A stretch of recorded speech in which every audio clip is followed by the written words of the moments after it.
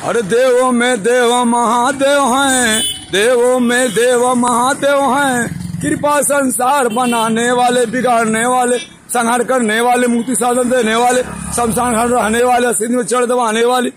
और क्या कहे, देव महादेव के रूप में आसक्ति भगवती पार्वती की सवारी, बघावीर बाबा की जय, नाग समझ देवी विष्णु सुरक्षा वर्षी गुरु सेवदा, ये नारायण, ये बघावीर बाबा का मंदिर, ये शेष नंबर है आपका 76 नंबर। ये करमैनी घाट पे मंदिर है, शिवपुर स्थान पे जो भी भक्त आता है, बाबा जी बहुत जागता स्थान है।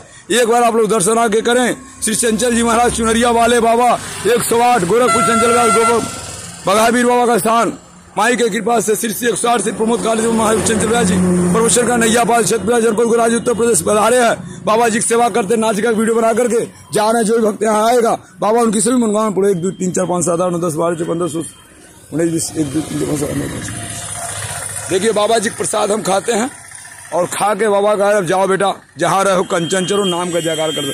जय जय श्री श्याम, जय हनुमान, जय माता दी। आइए बाबा से पढ़ा